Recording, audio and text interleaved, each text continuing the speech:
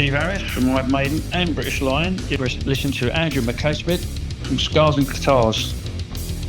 G'day everybody, welcome to the show. I'm pleased you can join me because I have a treat to share with you. There's plenty going on. And one of those things is this conversation with the great Nigel Wingrove. Now, for those of you already in the know, you recognise him instantly. If you're unfamiliar, Nigel is a British filmmaker and writer. He founded Redemption Films, a company renowned for its specialisation in horror, erotic and exploitation cinema.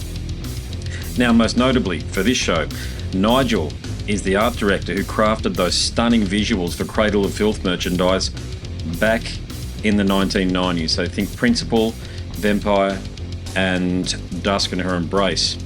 He has appeared on the show before, and if you're interested in exploring the origins of those images and learning about the creative collaborators involved, if you're yet to tune in, be sure to check out that episode because I'll put a link in the episode description to this one. Now, the inspiration for today's chat with Nigel comes from several angles. First and foremost, I recently licensed one of Nigel's images for use in a new line of merchandise. A short sleeve and a long sleeve t-shirt feature Stuart Anstis on the back, the great Stuart Anstis, a tribute to him. And on the front, you'll see an iconic image that many of you will recognise. There it is.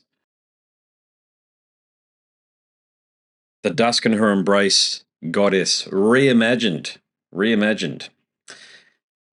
Now, if you're interested in purchasing the merchandise, I'll put a link to my website, which is powered by Shopify. So the commercial side of it's powered by Shopify. It's pretty straightforward. I've already tested it out. Wherever you are in the world, hardly anybody listens from Australia. A few of you do, but most of you are in the United Kingdom and the United States. So there's no problems whatsoever in sending the merch over to you. It's $30 Australian and whatever postage is to your part of the world. Now back to what's in the show. Nigel discusses what he's been working on lately, what lies ahead, including whether or not he might license some of those iconic classic images from back in the day, or even some of the unreleased ones from back then, the artifacts from back then.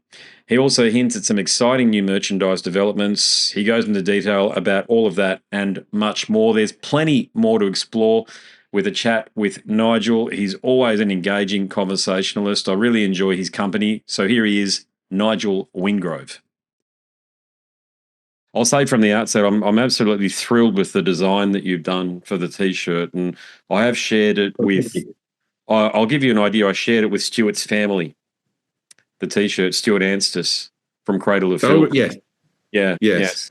I'll show you a picture of the T-shirt fairly soon. Actually, what it looks like with Stuart on the back and with your design on the front, and I think in some ways it's just a way of bringing the whole story full circle. You know, I really wanted to honour the work that you've done, and also Stuart. I've kept Stuart's family in the loop with what I'm doing, and they've given me the image, by the way, so it's they're totally on board with everything. But there are a lot of old school fans like me who could care less about Cradle of Filth these days, as you probably know. There's the older people, and then there's the goth younger types. They call them the shopping centre or mall goth types, and my crowd are firmly more like me, as you can tell, and we're just really interested in the actual art and the artifact of the art and stuff. So I thought I wanted to do something really special for people who gave a shit, and this is the way to do it. So you're on the front, the Stuart's on the back, and it's just a complete homage to the 1990s and the era that made that band great. I did created that image last year, and I did it, and that's quite genuine. Part of my thinking was to try and create some images that were. I didn't say I'll do something that's inspired by Dusk and Her Embrace, but essentially it was because I was trying. It was in my thoughts in the sense because I was trying to create something where the girl would be of the forest, if you know what I mean, like, which is what the I'd done with Dusk and Her Embrace, where the ivy and everything was like growing around the girl on the cover, and that was essentially I created a sort of, because I'm using a mixture of images I've already shot that I can rescan and then manipulate digitally, and I can use elements which I can create, with AI or something like that, and then I can put them all in Photoshop. I can put everything together, and start to work with and create, something. And so that was my thinking with her. So I brought a few. I'll send you some scans of stuff, but of ones I was specifically playing around with. I brought a few prints down to see them, but like I just basically started working with shots that I'd done and just trying to create these girls that were, of the forest, and as I say, they are in direct. How should I put it? They link directly back to that. Yeah, there's another one there from that. So they drink. They link directly back to the the image of the girl in Dusk and Her Embrace, in a sense. That's what my thinking was. I wanted these girls to be like sort of slightly ethereal and but of the forest. They weren't like girls that were sort of in you take a girl and put her in the forest. I wanted these to be sort of the forest. That they were part of nature, part of. So that was my thinking behind it, and I wanted them to sort of feel quite sort of pagan and everything as well. So that was. I say I'll send you a few of those other ones from that same shoot. Same cool. collection. Put it like that. Yeah. So the actual girl, she's an artifact from AI, is she, or did you go through a photo shoot and then do things afterwards? No, I'm using. As I say, it's tricky because I'm using. I've got such a big archive. That goes back 30 years of images that I've created. So I'm taking bits from those, which I use 3 different platforms to upload stuff to them, manipulate online. Then I basically sketch out what I want, send it over to somebody I work with in Photoshop, and he puts all the elements together for me. So it's not how should I put it? She's created from. She's not a model that I've used a model, but it's not the end result is not the model that I started with, if that makes sense. It's my own sort of technique that I've been developing, and it's quite. So I'm using. Basically, I licensed some images last year to an American band called Worm. They're based in Florida. Yeah, and so I licensed some of my older images to him, but he'd asked me if I had any shots, or he particularly wanted girls with coffins, basically. As it happens, I've got two coffins here in my sort of labyrinth, that I live in here, and I thought, okay, well, maybe I could do a shoot, but of course I'm not in London anymore. I'm in Devon now, but the same principle applies. When I do a sort of shoot from scratch, I have to book a model or models if I want more than one girl, a makeup artist. I have to conceive all the costume and the clothes, set, props, lighting, and everything else. So that putting all that together can cost, depending on how ambitious the shoot is, quite a lot of money. Actually, I mean, it runs into thousands of pounds very quickly. And also the logistics, because I am in Devon. When I was based in London, which where I essentially was for the last 35 years, I can. Things are on my doorstep to an extent. You want to model. Most of the models you're going to use are going to be in London, makeup artists and stuff. So down here, that was why when I actually put it all together, I thought, Christ, this is going to cost me, I don't know, 5, 6, 7, 8,000 pounds. To shoot. Some pictures of the girls with coffins on spec, and I just thought this is going to be a night. I just can't justify this sort of cost, on sort of speculative. So that set me off, basically thinking, okay, well, I've got all these images that I've shot before, thousands of pictures from shoots, going back to the late 80s. And there are new technologies now where I can take bits from those, put them in, and that's essentially. I'll show you what I was essentially where I started. If you like, I started trying to create my own technique, really doing things that. I mean, it's just you can't really see them. Hang on, yeah, maybe that one I don't know. I'll send you some of these. Oh yeah, that's one of those.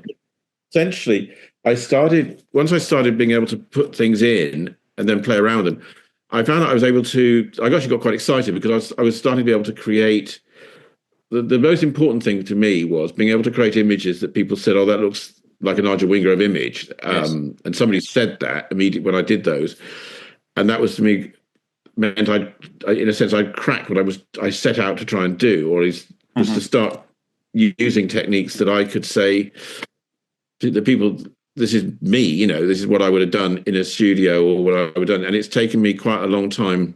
I'm still perfecting it, and I'm still pushing what I can do, and everything else. So it's enabling me now, using a sort of this I'm being slightly secretive about it, because I felt I did something that was quite, I don't think anybody else has done. So I've done something. Yeah. So I'm using several different ways to put all this stuff together and manipulate what I've done previously to create a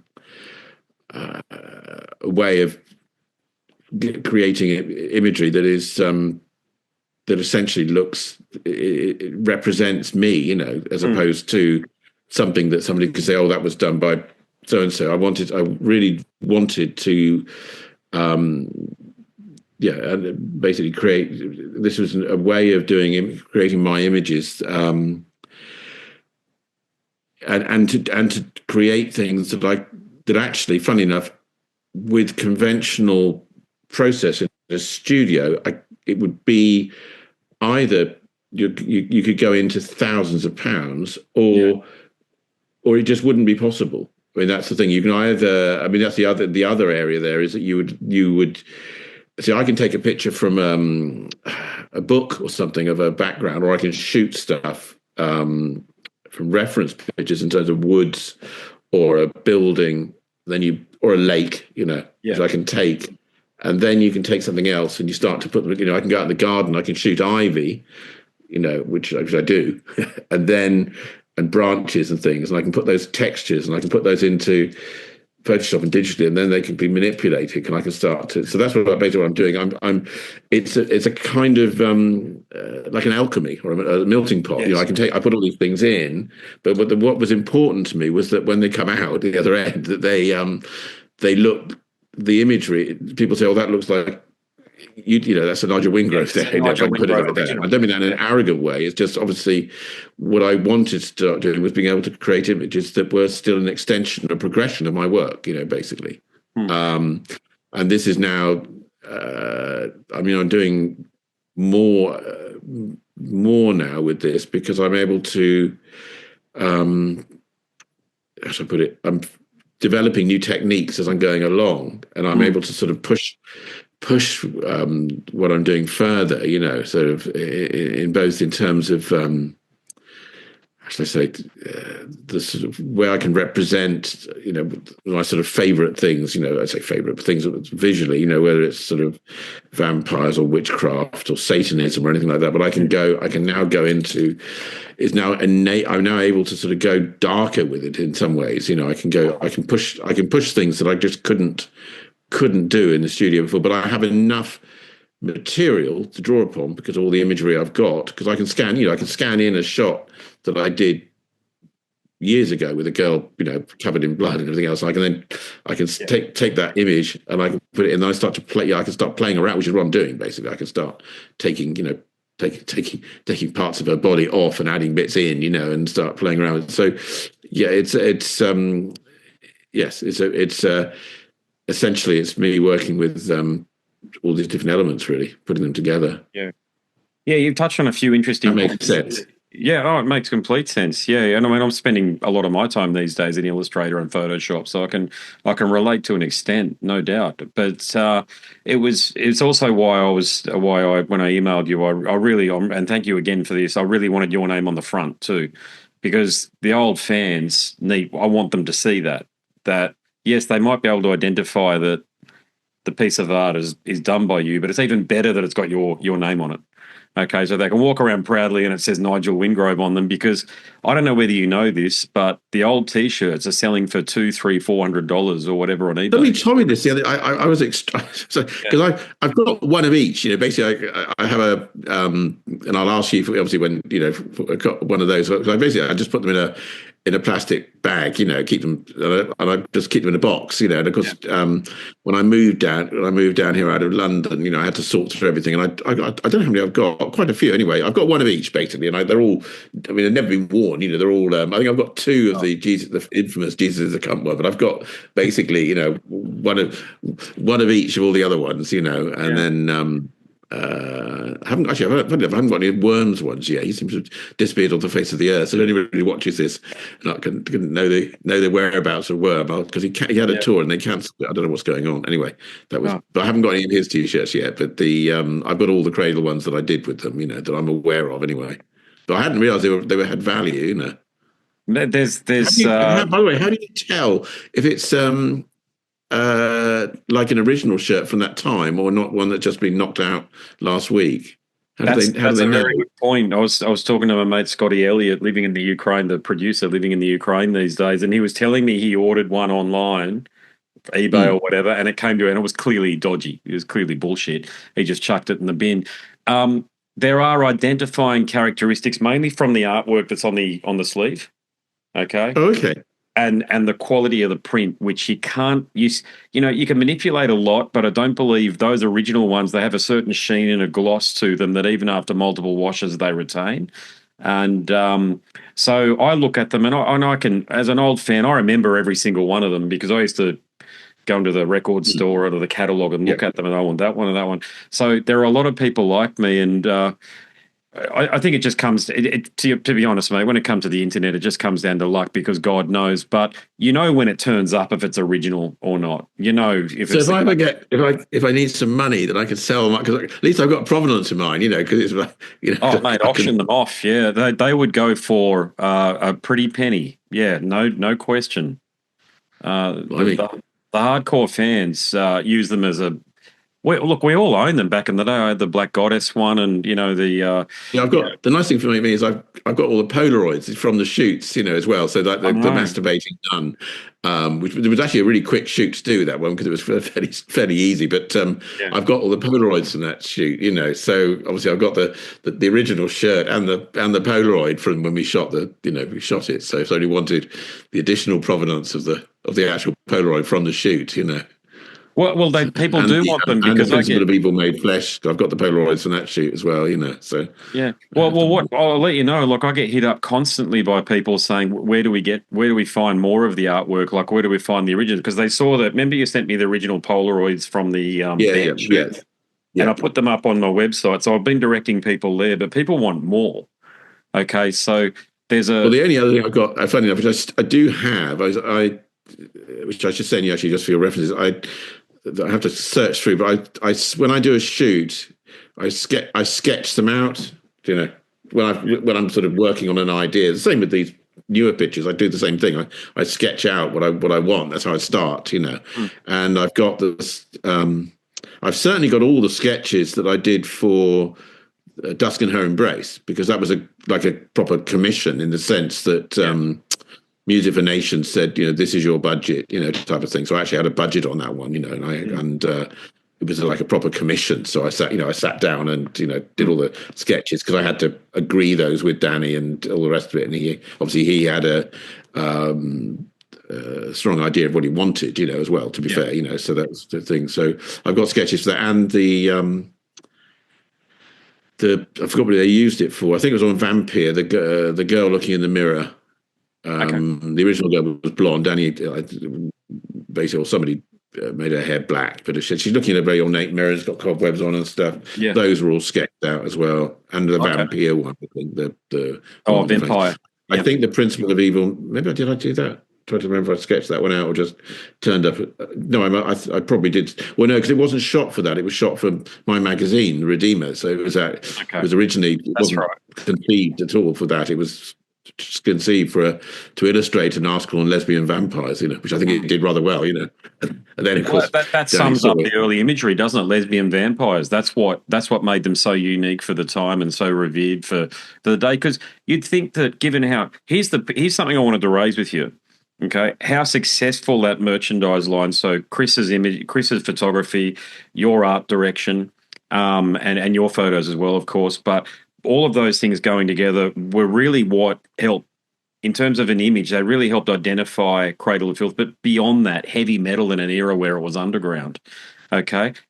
But nobody's thought to relicense these things, whether it be Music for Nations or Cocophonus or whoever it might be. Nobody's relicensed the old T-shirts, Well, and I can't understand that. And the other thing, I used to find frustrating because when that book I've got what it's called now, the one that's Cult Never Dies published which essentially has a history of black metal T-shirts going back to sort of Venom and through to stuff now. And of course includes quite a lot of the Cradle stuff and Burzum and all the rest of it. But what I always find odd is that I get very few. In fact, it hasn't actually happened. People ringing up or say, if you were in a band and you say, actually, I really like these images. Nobody's right. I've never had a phone call. You know, obviously I run Redemption, but nonetheless, if somebody rang me, some interesting band rang up and said, "Oh, we really like those images you created for Cradle.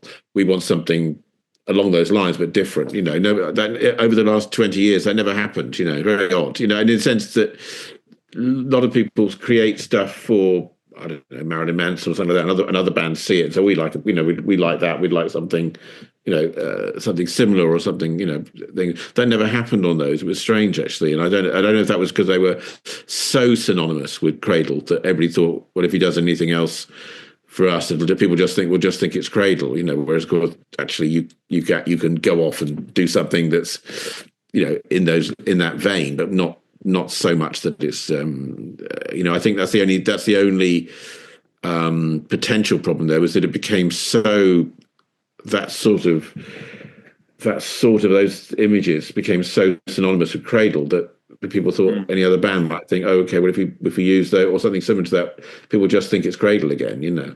I don't know. Yeah, I wish I don't know. I'm just saying it was odd that nobody ever came and said that, you know. No, I'm with you. I wish I could give you an answer because the Cradle artwork after your stuff is it's terrible. It's these hybrid, these photoshopped hybrid human things like the artwork that they did on Midian.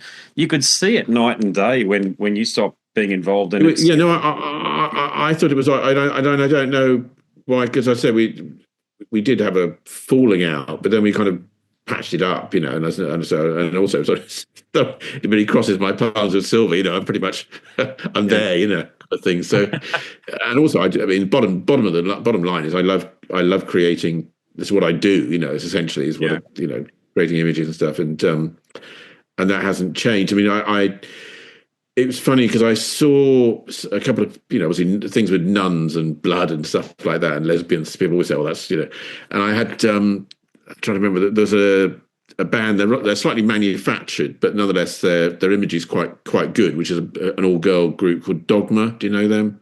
They're sort of black metalish, but they all went dressed up as sort of satanic nuns, basically. So, and lots of writhing around. So there was another one from Norway, which they're more serious. They're more like hardcore black metal, but they're all girls, and they're, you know, lots of blood and nudity and Satanism and stuff.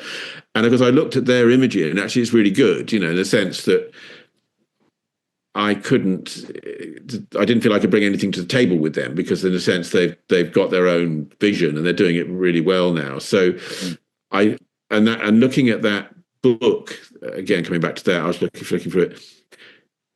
In a sense, the black metal scene, or metal, well, if you like that black metal scene, it hasn't really changed. You know, everything's sort of, you know, over 30 years, you can take images from, say, Cradle, or you can go what other bands are doing, and nobody's really rocked the boat. You know, it's very uniform, if I can put it like that. You know, you can take. I was looking through it actually, and I do find it fascinating because it's something that I really, you know, I'm interested in. And so when I say Dogma, I mention them because they're very much in, you know, a sort of band that would appeal to me, and they do, you know, in terms of their look. But they've done it very well. But it's, you know, they've gone for the sort of sexy black metal, you know, that sort of side of things. And then the more hardcore stuff on the black metal scene, you've got the sort of inverted crosses and sort of blasphemous stuff, and you've got bands that really push the limit and go off into NSBM and stuff like that. But the overall, nothing's changed. It's very uniform now, and I find that what I like to try and do. If somebody did want to develop something with me, I like to go off and I'd like to come up with something that was as radical in a sense as Principle of Evil Made Flesh image was when it first came out. Because when it first came out, and I know that I'm not saying that arrogant, but I don't think anybody had taken, outside of horror films or Hammer films, had sort of eroticized blood and things like that in that setting. It just wasn't done.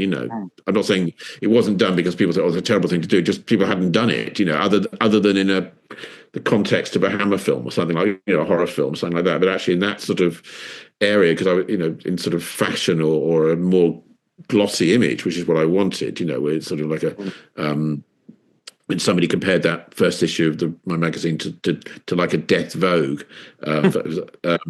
I took that as really flattering, because it's what I want. What I'm saying is now that sort of blood and sexy goth type girls writhing around and stuff, it's been done to death, So basically, if somebody said to me, "Oh, we want something," of course I could do that, but I'd like the challenge of coming up with something that would be as radical as the Principle of Evil Made Flesh was when it first came. Because when it came out, that's why it was so successful, I think, because people hadn't seen that done in that context. And I have to say, on that, the early Cradle were, for me, were really good, because they basically took they brought those that imagery to a much wider audience, which I would, if it had been left on my devices, it would have stayed in my magazine and on the covers of Redemption video releases at the time, which again, funny enough, were quite successful because of the black and white covers, Look, from a purely selfish point of view, I'm glad that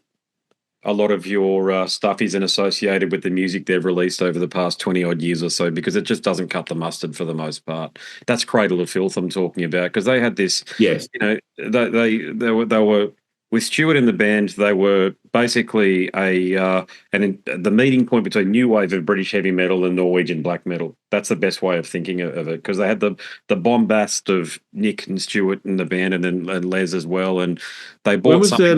When do you think was their last sort of key album then? Oh, Cruelty and the Beast. That was the highlight. The last one. Yeah, that Dusk with Stewart in the band. It jumped out of the box is the easiest way of describing it. That's not to diminish Principle of Evil Made Flesh, because that was an outstanding album as well with the two Pauls, Paul Ryan and Paul Allender. But it was still very much in the mold of what was going on at the time, if you like, a death black sort of a thing. They really jumped out of the box on those two albums, courtesy of Stewart's playing. But it was a union between Stewart, Nick Barker, and Les Smith as well. And then they left after Cruelty. And look, a million people will probably disagree with me. God knows they just sold out their Australian tour, but it's as I say, it's a different type of the fan that gets into them is more of this heavy metal, stank face or whatever they call it. Cradle were never like that, in my view. They were more, you were more of a thinker. They gave you a lot more to wrap your head around, courtesy of the artwork. I look, people say that I hate on Danny or whatever. It's not that I hate on Danny or what have you. I just much prefer and admire the art and also the musician's contribution as well. And it's very hard to follow up and then do something which matches what happened with Dusk and Cruelty, which took black metal from the underground into something. It's not that they were. You could buy it in HMV. This is the point that I keep on making. Remember those days when you had Sanity, Virgin, and HMV and those record stores where you could buy Cradle albums in those stores? I think that was look, I'm not in that business, but I was buying records back then, and I remember what happened. You could buy it you could buy a Cradle album in the local record store. Nobody knew anything about them, but you could still buy it there, and that was the key. It sort of jumped into the mainstream just a little bit, but didn't change sell out its soul. And yeah, so just you raised a couple of key points there that I'd just like to talk about quickly, and that's in regards to why bands haven't approached you. I wish I could give you an answer for that, because I get hit up constantly about your artwork and people wanting more of it. Yeah, the only sorry to cut across you there. The only was around it was just after I did Dusk and Her Embrace. I was asked about doing what's it called, the the guy that dresses up like Gollum. Forgotten his name. Mortis. Yes, sorry. I was contacted to do his album. This would have been around '96, and I was actually quite excited about that because I actually I do like his music. You know, I like that they sent me a test pressing or something, or some music or cassette to listen to some stuff. But nothing came of that. Not because of me. I hadn't even got around to coming up with some ideas. I think he wanted to do it himself or something. So that was fine.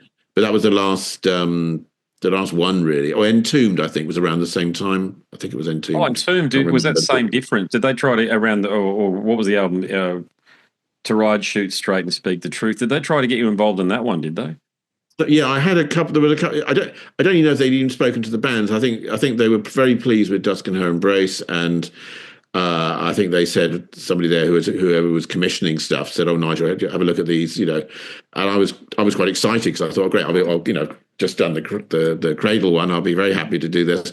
But nothing came of it, you know, not because of me. Hadn't even got around to. I think there were some changes there, or they decided to do something else, you know. And that was the end. But that kind of stopped after that, you know. Basically, yeah. I don't know. I think, you know, again, not trying to go into solution mode or answer the question too deeply, but maybe people just aren't curious and they couldn't be bothered. I mean, I don't know. The other thing too is in the last decade, of course, with the streaming has taken over, and people don't want to spend any money on the artwork. Certainly commissioning. Although vinyl's going for such a resurgence, you know, they're obviously having you know, a really beautiful looking album, especially a gatefold one where you can have really some fabulous images and stuff to you know, make the album look, you know, like a work of art almost. You know, it's because you're charging like, well, in the UK, I mean, a good album is now about 34 pounds. You know, they're not cheap, you know. No, and look, I'm not going to pick on any bands, but I've been buying some new vinyl. You know, I do make a very concerted attempt with my new music show to get into new music and share new music. Yeah. It's not always about the old stuff for me. Although I prefer that, you know, but the new stuff I do get right behind it. But occasionally I'll really like a band or an artist or an album, and I'll buy it on vinyl, mate. I can tell you, it's just one side flip. It'll just have some image on the front and the track listing on the back and the vinyl record inside it. That's it. And it's a missed opportunity, to your point, to actually expand on what the music is about visually. And they're not. Well, I think if you're going to encourage somebody to make the effort to, you know, say buy a vinyl release and stuff, then because it's such a great size. I mean, you can. That's why, you know, a classic album when it looks fantastic is you know, it's worth making the effort, you know. Yeah. Well, what I hope does happen, and all of these old bands, with these British bands in particular, like Benediction, Cancer, these sort of bands that have a solid catalogue but haven't gone down the reissue pathway yet, or to my knowledge anyway. So they're just bands that I'm, you know, off the top of my head. But eventually they should really think about putting together a vinyl box set. Now, my experience with them has been they're either outstanding, like what Tom did with Celtic Frost. He absolutely nailed it with that. Or Deicides, which is just terrible, which was just basically the albums as you bought. It looks like they've got a photograph of the CD and then enlarged it in Photoshop and tried to touch it up and voila, vinyl album cover. It's just not worth the money I paid for it. But it's insulting. It's insulting to the fans when you do that. Especially because you know they'll buy it, and it's just not fair if you're making no effort, you know.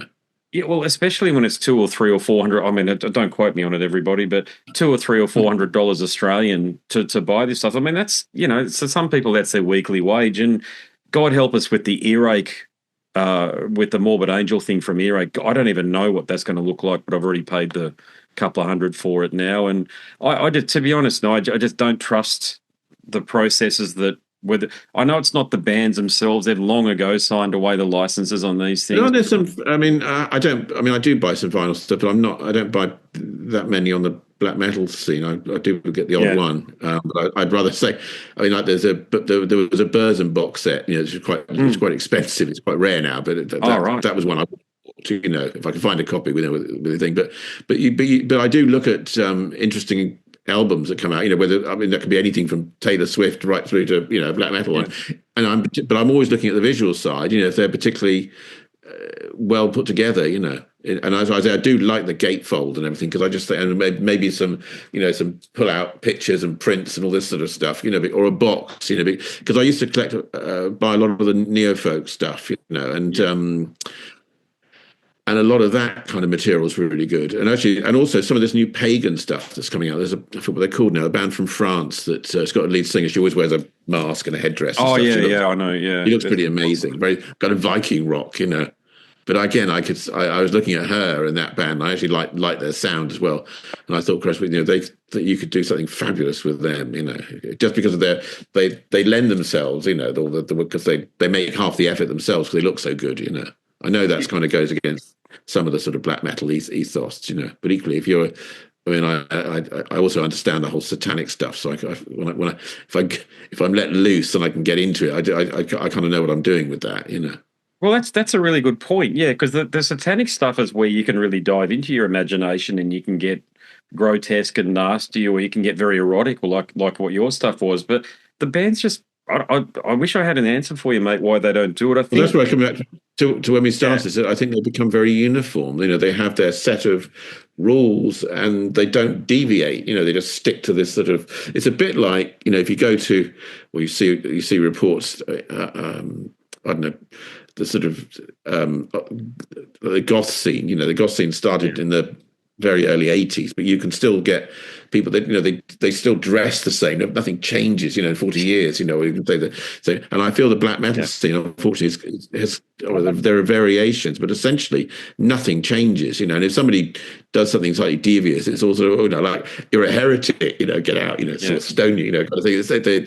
They have their. This is why I said, in a sense, you want to rock. You want to poke them a bit. Shake them up a bit. Or you've got what Nurgle has done recently with Behemoth. I looked at this T-shirt and just shook my head. I could care one way or another about what his view is, but with somebody like you available, or you could dive into a lot of different artwork for the T-shirts, and you can, you can do some compositing or whatever. But his recent line, it says something like, it says Christ as King, but it's crossed out, so it says Christ as cringe. And I thought, is this where we're at?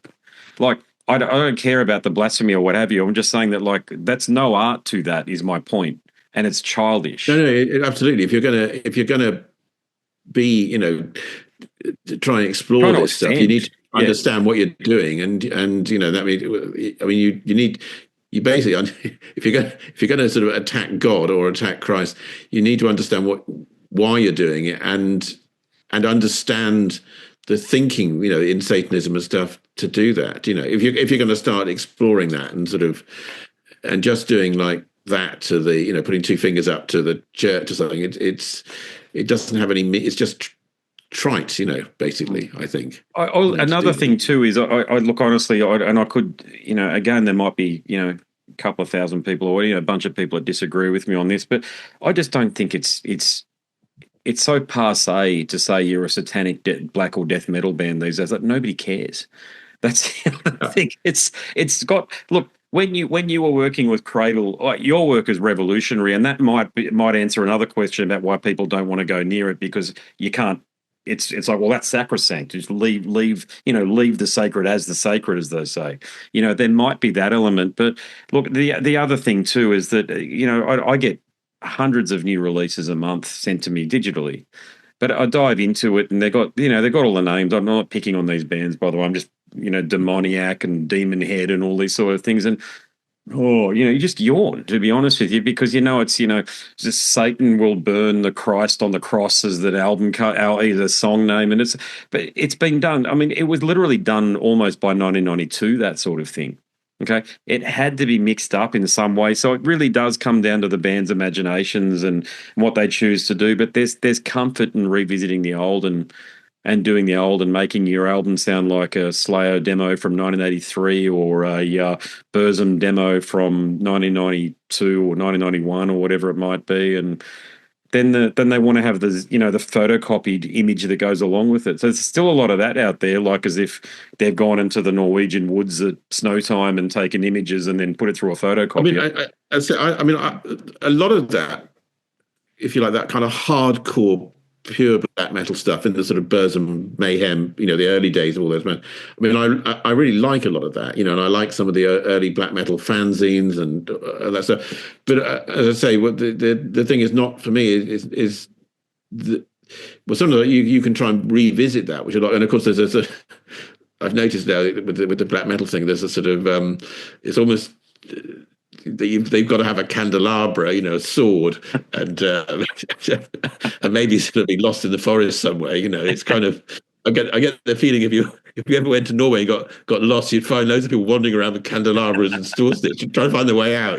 Been trapped there for years. Especially at dusk, mate. Especially at night time, mate. You find a bunch of them out there. You wouldn't be lost in Norway for that reason if you went exploring.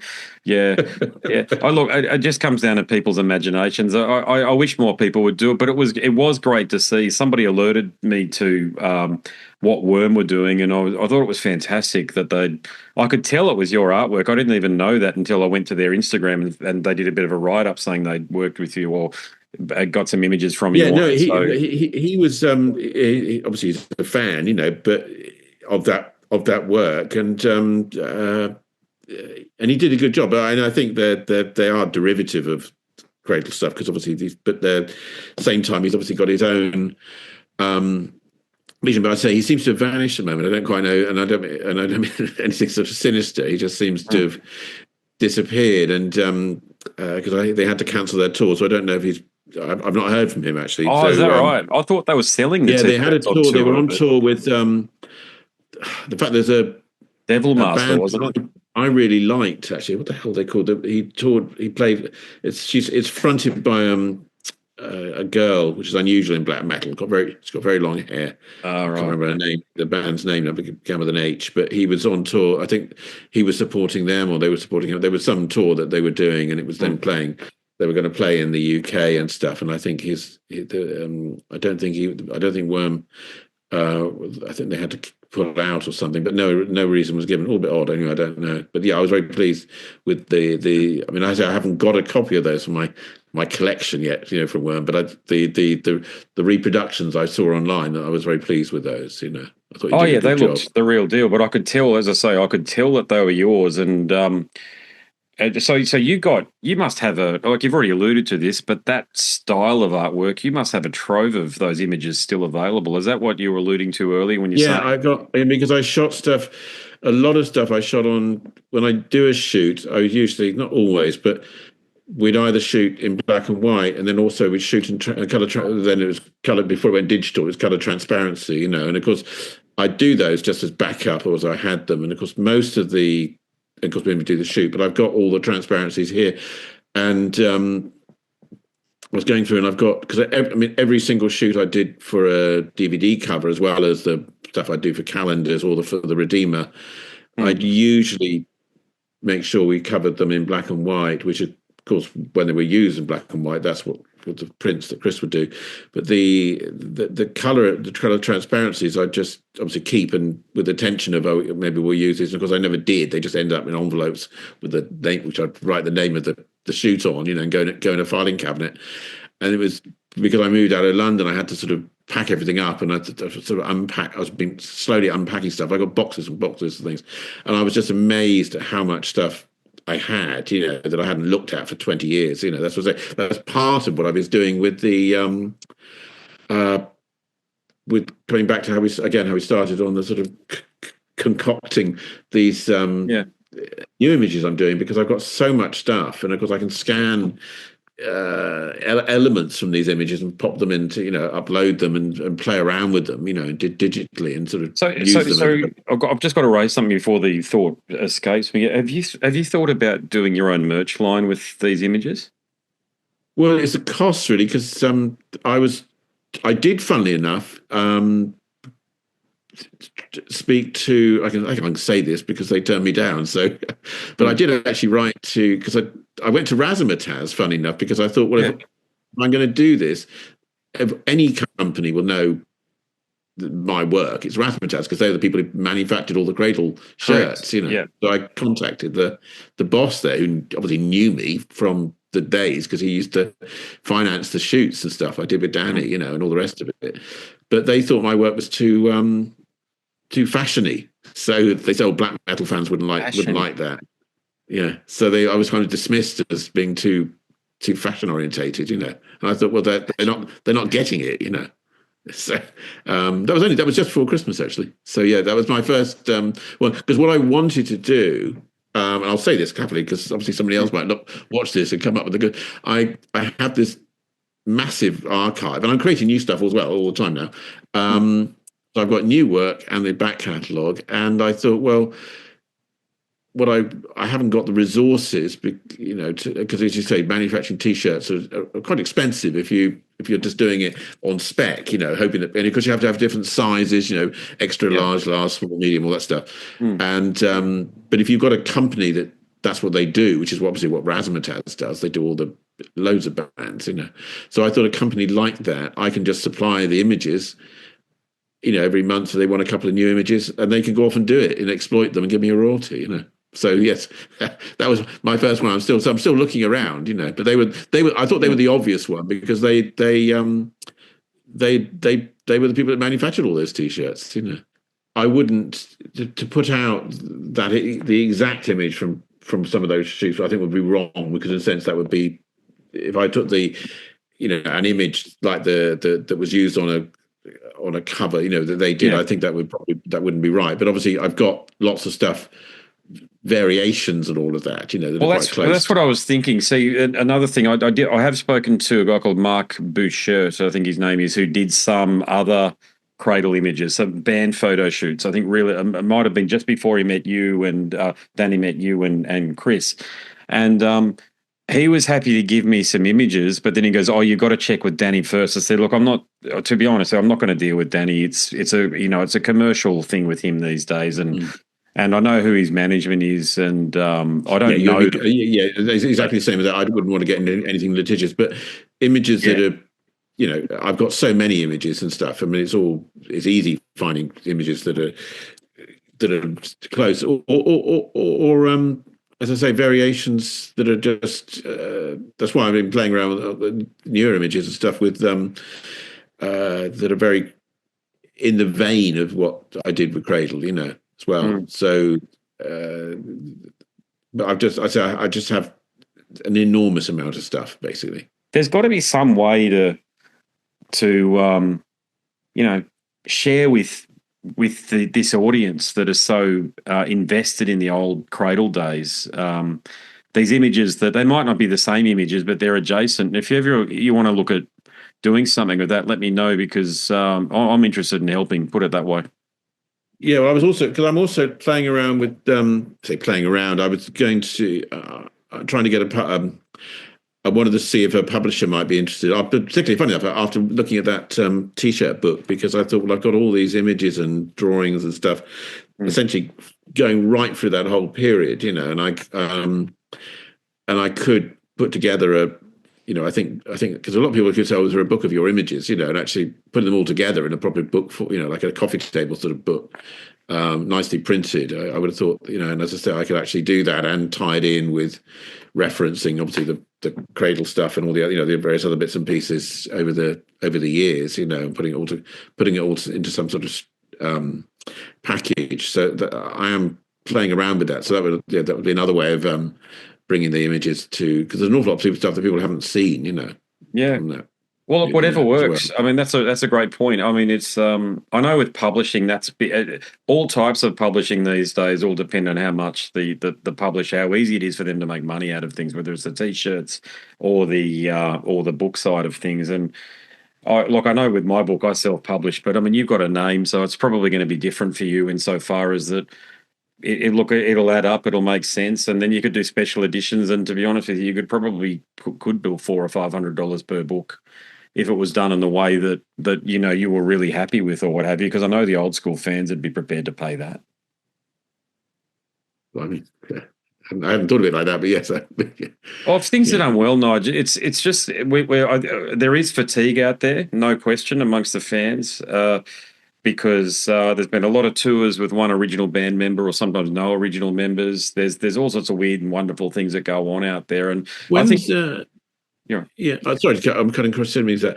Are Cradle doing it? When's the the anniversary of Principal Evil Made Flesh? That must be coming up because I mean, is it 40 years old or Oh, it's 30 years. It's gone. This is mate. This is the problem. It's actually got run and done. So, I mean, you'd think that there'd be, the album that broke the band globally, very significant album in the canon of black metal work. Nothing. Zip. It's 2025. That album came out in 1994. So I look, maybe so I see. So it's been, so that anniversary, they'd have to wait another 10 years before another significant. It wouldn't make sense to do a 35th anniversary or whatever. But look, you'd think he really got it wrong with what he did with. These opinions are all subjective, by the way. This is my view, and there's not a lot of utility in this outside of what I think. So, bear with me when I share this. But when he redid Cruelty, he got that. All of the members were still alive at that point. There were no co-contributions in terms of reflections and Polaroids, to your point about capturing what went on, and it was literally Danny's take on the whole thing. And who cares? I mean, he's had his say now for 40 years with the bloody band.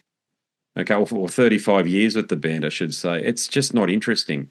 Whereas hearing what Nick Barker has to say about an album which really didn't a game-changing album, but an album that elevated him to the very pinnacle of black metal drumming, hearing what he had to say about that would be interesting. I've done it. I've had him on the show and we've talked for a couple of hours. So, but it's different when you get it in writing and it's sort of accompanied, it's all bound up nicely and part of a presentation with old photos of him and Stuart sitting down drinking beer or whatever.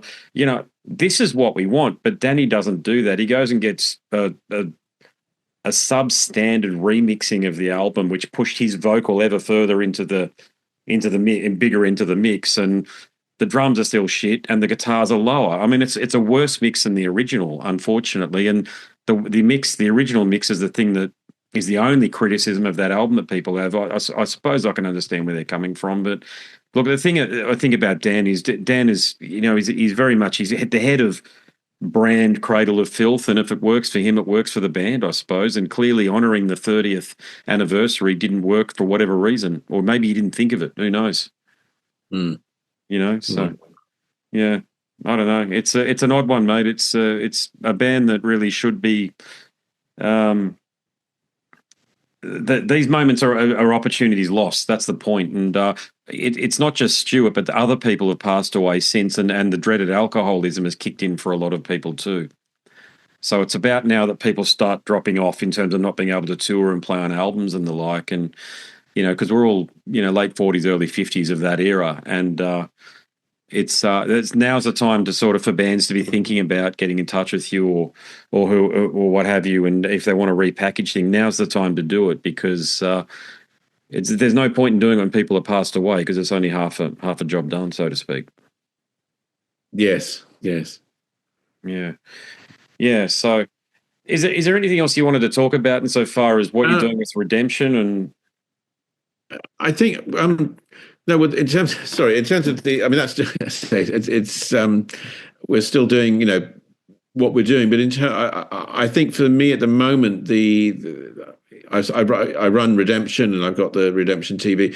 On the art side, I mean, that's just to finish off. I mean, basically, I have two areas now. I mean, I have the if you like, the work we've been discussing, which is the imageries that were used by Cradle and obviously by me for Redemption over the years, and then the new work that I've sent you a few examples of, and you've obviously got on the new shirt. That imagery, I'm having prints made, and I'll be selling as limited edition prints and stuff like that, and I'm trying to get an exhibition for those. And because when they're really big, actually they look pretty amazing, I have to say. So that's one side, and then in parallel with that, I've been working since I left London, and it's something I couldn't have done. I don't think I'd have done it in London because I got so many distractions. So I had a kind of sense of splendid isolation down here, and I've been working. Again, on sort of art, my art side is, how should I put it, slightly different from with the vampires and the satanic stuff, that I'm essentially creating images, if you like, that look, that I'm pleased with as an image. Whereas on, if I can put it, when I explore something in terms of an exhibition, in terms of art, I take a theme and then I use that.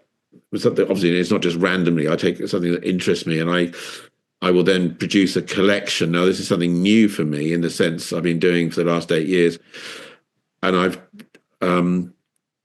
created a collection, quite a big collection. It took me 8 years or 7 years to do, which is I've now finished. I've got to get it. I've got some post-production to do it, and I've also been for the last year and a half been working on another collection, which is called Desire Me. It's nice. I can't say what it is because I keep it on secret, but it's a collection of 20 images, and they should be finished. I'm hoping, well, they will be finished. Not should be. I would say early March, or certainly February, March. They'll be done, and I'm hoping to get an exhibition of those in London with a bigger gallery. So those are my, in a sense, I've got my art, which, if you like, where I've taken these themes and I've explored them, and I've got a couple of other ones in the background. Basically, over the last 30 years, when I started Redemption, when I left art school, my original plan was to have my own company and make enough money that I could fund my art. But of course, once you start a company, you spend all your time running the company. So it was only when I got left London that I sort of had a bit more time to myself that I finally, after all these years, decided to start exploring it. So that's essentially. Sorry, I'm being slightly vague on the two art projects because I am keeping them not out of some great thing of being secretive. It's just that I want to wait until I've got everything finished before I, if you like, make any kind of announcement to actually what it is. And things. Whereas the image, the imagery that I've been, the newer images I'm creating, they are, as I say, new images and stuff, which I'm happy to show and talk about now because they're done and they're ready. So that's the new, if you like, that's the new thing, and it's coming. I suppose I'm slightly nervous of it because I say I've been doing it it's taken me about 8 years, but of course if I do get a gallery to put them on, which I'm not saying that arrogantly, but I think I will. Of course, you're then putting the work on display, and people, if you're going to put it in a gallery and put it on the wall, you're inviting people to look at it, but also to judge it, which is the whole point. Otherwise, I just keep it all in my, in a spare room here, and that's it. Nobody ever sees it, But if you're going to do it, then you have to put it up for sort of scrutiny, and people are going to look at it and make a judgment on it and say, oh, yes, this is good, or this, we don't like this, or whatever, So, and the subjects I'm working on are ones that will, I say provokes the wrong word, but they will provoke a reaction, right? Which is, I guess, is part of the, part of the reason for doing art, in a sense, is rather than just having something that's bland and beige, this is actually, they are making a point, a point that I wanted to explore and develop. So yeah, that's what I've been doing more recently, and it's something I'm kind of excited about, also slightly nervous about, because I've chosen to do it, and I have to stand by what I've done, and people will judge me for that. That's a good point. I mean, you have faced. That makes sense. Yeah, it makes sense. But you have faced a lot of battles over the years with censors, and is it the British? I have. Yeah, I have. But that and the my film Visions of Ecstasy and stuff. But that was quite a long time ago, and I haven't. I mean, the artwork I've done I've not done too deliberately or anything like that. But nonetheless, it must be some kink in my personality that tends to want to explore subjects that potentially can be controversial, or topical, if I'm going to put a more charitable spin on it. So anyway, that's so I as I say, I am slightly nervous of it, just because it means, as I say, I have a kind of quietness about me at the moment in terms of my life, and that will be disruptive when I do this. But it's something I feel I have to do, because I want to do it. Essentially, that's that's what drives me to because obviously I could just put my feet up and not do that, whereas I've actually chosen to do it. And so every I was working on, all yesterday and this morning actually on some of those pictures, so because I'm close to completing that work now, that body of work. So I tend to speed up, in the home straight. So yeah, it's well, you'll see. I'll notify when I'm ready to do it. There's going to be like a promotional thing where I'll be sending stuff out, because obviously, even if it's in a London gallery, you still have people aware of it and talking about it, because it's part of the reason why I say why I'll be doing it. So quite different. It's very different. I should point out, but rather than the images that you associate with me in terms of Cradle or any other band, or the sort of the subject matter is quite different. I mean, they're certainly they're very powerful images, but they're not what you're expecting. Put it that way. That's what. If you can give me some insight, is it topical, and related to what? Yeah, they're both topical in their own way, but I won't say any more than that. As I say, the first one will be ready. I say that the body of work, 'cause it's 20 images, will be completed, I'm sure, during the course by the end of March, if not earlier. And then it's a case of completing an agreement with a gallery, and then and of course that might be in the exhibition, because galleries, the bigger ones, particularly in London, get very booked up. So it'll depend on how they want to. If they said, we've got a slot, it might not be until next year, or it might be earlier. They might think they can juggle things around. I don't know. But once I've got that in place, then I'll be sending stuff out, and we'll definitely let you know. Okay, yeah. Just quickly, just to gain your insight on something, would you describe yourself as a free speech absolutist, or is that taking it a bit too far? I certainly regard myself as a libertarian, in the sense that I believe in the freedom of the individual to do. I mean, obviously, there are certain parameters on that. I certainly believe children should be protected and not exploited, because they're too young to make their own decisions. But as adults, which I'd say over the course of 18, but I believe we can. I don't believe in censorship for adults within reason, but I also don't think that one should shove offensive things in people's faces if you don't want to see it. I think there has to be a certain amount of how should I put this,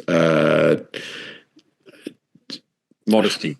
Yes, I think what I'm saying, and of course the internet's changed that. When I started Redemption in the essentially 80s and 90s, there were still ways of controlling access to material, whether that was violent material, pornography, or anything like that. You could choose to buy something because you wanted to watch it, and as an adult, long as the material was within the law, so to speak, you should, as an adult, you should be able to read or watch something. I didn't have a problem with that. Because now it's slightly more confusing, because the internet's everything's available on the internet, and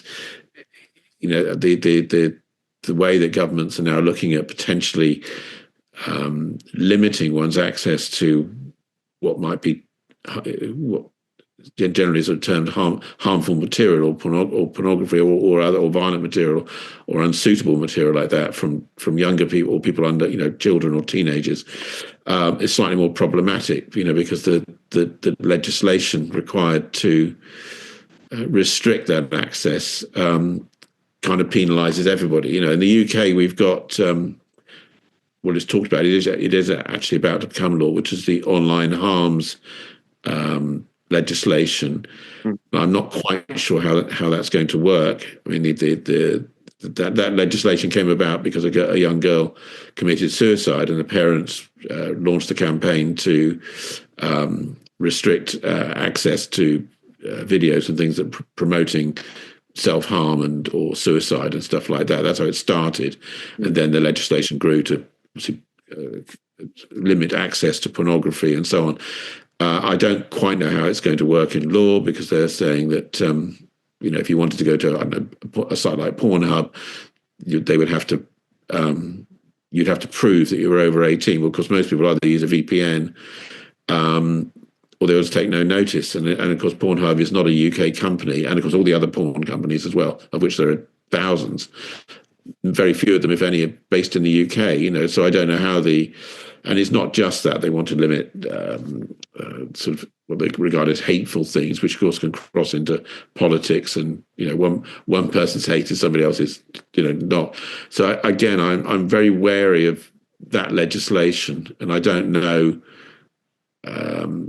how it'll work. And of course, a lot of politicians say these things, but then the reality is very different. Very different. So, and on a personal level, I would always veer on the side of freedom rather than restriction. Although I do understand, and I wouldn't want, if I don't have children, but if I had children, I wouldn't want a child seeing either pornography or some of the quite violent stuff that's knocking around the internet, even on X and stuff like that. There's quite a lot of, you can be scrolling through and see somebody, can't avoid it. That's a good point. Yeah, I make a point of I don't know. Of it, and I don't know quite know how you cover that. I know there was, funny enough, I read an article last year in one of the magazines, Financial Times, I think it was, but they basically interviewed a lot of people. I think they work in Nigeria, but they were basically employed by Facebook and other of the big social media sites to try and stop like really bad stuff. People being killed or animals being tortured, stuff like that. The people just post, and of course their job is to vet it, as it goes through, to try because obviously they use algorithms, but the certain stuff. And they were talking about how difficult it is for the people whose job that is to see all this awful stuff, and that the sort of mental harm it does to them, and I can totally understand that, because I wouldn't want to see any of the stuff they were describing. And but of course, if there was no censorship, that's sort of, if you like, the worst of human nature is uploaded, freely, and that's also given me pause as somebody who is very libertarian, as to what to do about that, because I don't want to see somebody being beheaded, or an animal being mistreated, which somebody's filmed, and of course you don't. But of course you'd say, I don't agree with censorship, but equally I wouldn't want to see that stuff being uploaded freely, onto mainstream websites like Facebook or Instagram or stuff like that. So I do understand the reason to stop that, but I don't quite know how we do it. Oh, it's highly nuanced, and it's it's very nuanced, isn't it? To your point, which you've just made very well. One person's pleasure is another person's pain, and I think that's where those blurred lines. I couldn't agree more about children and the innocent. There's no doubt, but I also do believe in the sovereignty of borders too. So Pornhub and these places need to abide by the laws and the jurisdiction in which they're broadcasting. So look, I'm on my final strike on YouTube, just being me. Okay, bloody hell. God. I mean, you can't. Some places you can't help but avoid these censors, Rod. They just come over the top, particularly if you talk about anything that subverts the mainstream left-wing narrative, which all of these big tech companies get right behind. And they will just lie about it. They will just pick a segment of a video and say, yo, you said something here which is we're going to call it hate speech. And you listen to the segment and we're talking about cars or something. They just make it up, the algorithm, and then you challenge it and they say, you challenge unsuccessful. You got nothing. Can't post for 2 weeks. And you're on your final strike. And this is, I suppose, that, so there's two sides of the coin. There's the one that you've just articulated, which needs to be taken into consideration. The other side of it is this it's almost avataristic of what this cabal, I don't know who the hell it is, who knows, but all these tech companies seem to be, they definitely are promoting the same ideals and the same ideas, and they're doing so by censoring regular people having conversations. I think that's changing. I mean, the mass sort of censorship that came essentially in the wake of in the build-up, well, during the course of Donald Trump's first period in office between 2016 through to 2020. I think generally there was a lot of censorship, which I think people don't really, depending on your political views, of course, but essentially that, and after Charlottesville in the US, there was a huge amount of censorship of initially with the what you might call the far right, or what people or groups that were espousing what people saw as hateful content, and then that sort of slowly spread down through almost anything, that didn't agree with the sort of slightly left wing narrative of the people that controlled Google and Meta and everything else. I think there's been a pushback against that, partly from Elon Musk, and I think the fact that now Meta has also decided to no longer enforce. They're basically loosening up, and I think Google are doing the same. So I think the pendulum has swung the other way, or it's beginning to swing the other way. It's just, I think the main thing for me is if it as I say, that I would support that, but I say it's just this other area where what's obviously patently material that we don't, you don't want sort of in the mainstream, or don't even want coming out. How you stop that, So I guess that's going to be down to essentially the come back to these poor people that are employed, whose job is to try and sift through the sort of cesspit of the human mind, with stuff that gets uploaded, trying to keep that off, while at the same time allowing as much freedom for us as they can. I guess it's going to be a balance. It'll always be a balance between, which I think one has to accept. There'll be a balance between our freedom to say and see what we want within reason, and the other side of it, which is stop stuff that's really none of us particularly want to see. Yeah. Well, they've got a big job. I get that, and social media virtually came out of nowhere from since 2006 and 7 has taken over the world in an extraordinarily short period of time and made legacy media redundant. And we don't have the fact checkers aren't really fact checkers; they're narrative drivers. We know that because who fact checks the fact checker? It's a very strange paradigm, that one there. But to your point about the awful ISIS videos, and I don't know how many clips that I see when I scroll through X where I see some kid getting beaten up in a school classroom. X has become, somebody described the other day as a cesspit, and unfortunately, I mean, I totally support Elon Musk, but it has become, if you're caught off guard, you're seeing people, fights and God knows what else on there, or pornography, and it's no longer a site you could, if you're 10-year-old said, "Oh, what do you do?" "Oh, I'm scrolling through X." You'd have to take the phone off them immediately, because it's. TikTok's fine, but I did hear that Elon Musk was thinking of buying TikTok, and I thought, Christ, I don't. Much that I like Elon Musk in a sense, but I thought TikTok's actually quite safe. At the moment, you know that I very rarely see anything ghastly on TikTok. I mean, I see a lot of things that's silly, but unlike X is a different story altogether now. Well, TikTok gosh, again, this is not my view. Okay, this has literally been proven, but the amount of data that TikTok gets access to on your phone, it's just not worth signing up for it and using it. I mean, it's basically a data mining mechanism for the Chinese government, and they've just been very successful at being able to do it. So I understand why the Donald and whoever other governments have banned it and trying to get them to come to heel insofar as the way that they do things. It's a bit like with what I meant was actually, but there is no. I've never seen sort of. Like I know what you're saying. Yeah, violence and stuff on that one. And as I say, I guess Instagram and Facebook are sort of in between the two, and then you've got X at this end. Yeah, well, it must be.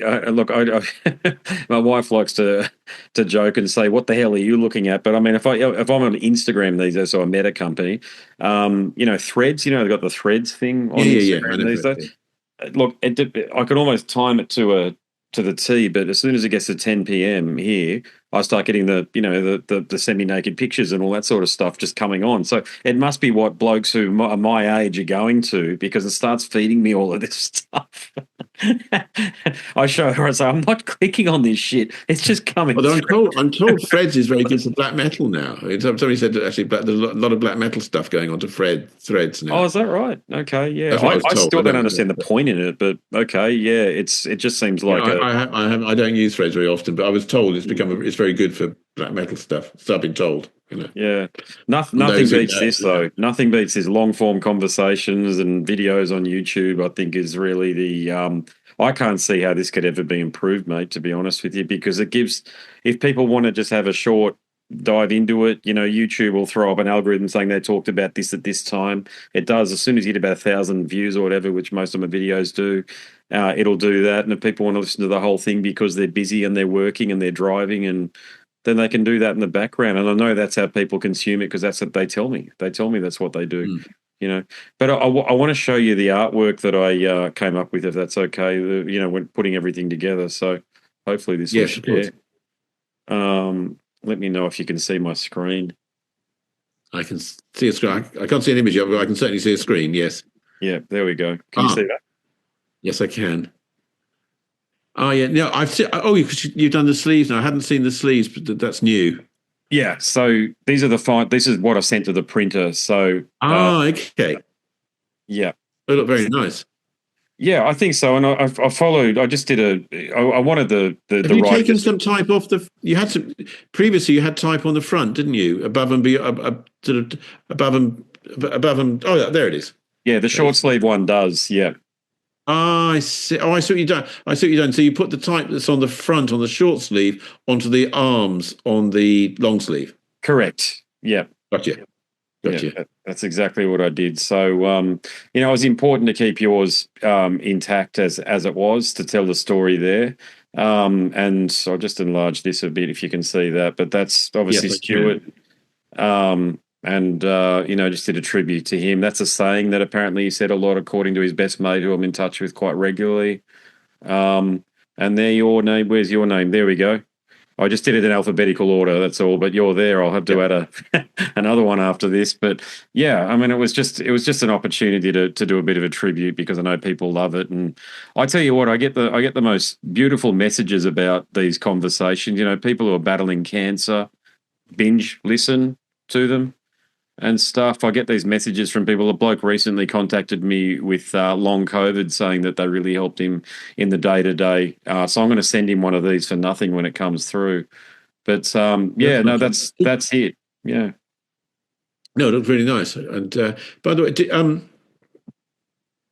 will you be do you send stuff out to all the different Cradle sort of forums and stuff? I know on Instagram I get followed by some Cradle group in France and stuff like that. I mean, there are quite a few of them around, aren't there? Sort of Cradle fan forums or whatever you call them. I guess forums, I suppose.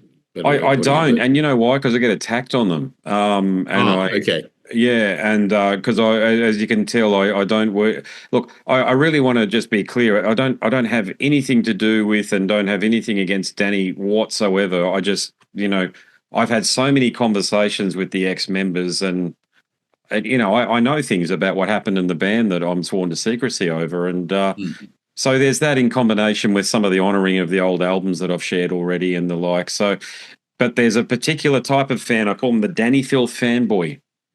And they seem to think they're in some sort of a relationship with Dan. And look, I got sympathy for him too. I can only imagine what it's like. You finish playing a show and some, what I'd term a pretty weird sort of character wants to hang around and come back on the bus with you, and you're like, go home. You've got a life to go back to. I imagine he gets that. And so I do have some empathy for him. But at the same time, I did try to put up some things. But I think, again, that's where I learned that there's a different type of fan. Yeah. No, what I meant was I just think, I imagine that they will like those shirts, because when you give me permission, I'll put them on my Instagram page, and I know I do have several. So it looks great, actually. I have several Cradle groups or something that follow me. One is French, I know that, and what I got from them, which I must send you actually if you haven't seen it. They did somebody's done. I don't know if they did it or they just posted it on their thing, which is the image from Principle of Evil Made Flesh, but redone as The Simpsons, and then redone as a T-shirt. Look, I've got it. I've got it somewhere. If I can find, I have got it. I took a screen grab of it, then and saved it to my computer. So I'll find it. But I thought it was the best one I've ever seen because it's basically this. It's the girl from The Simpsons and something else, with all the flowers and things, and it's done. It is literally. These look great, by the way, Andrew. Thank you. Well, there you have it. Always a fascinating conversation with the great Nigel Wingrove. And as I said in the introduction to the chat, the catalyst is because I'm launching a new line of merchandise. There are 2 T-shirts to choose from, a long sleeve and a short sleeve, slight variations on each. Go to scarsandguitars.com. I made it really simple. I'll put it in the episode description. All you've got to do is click and you'll be taken to the page where you can purchase a T-shirt if you so fancy. All right, that's it from me. My name's Andrew Mackay-Smith. I'm the host of the show Scars and Guitars. Thanks for tuning in. I appreciate it. Until the next one, it's a goodbye for now.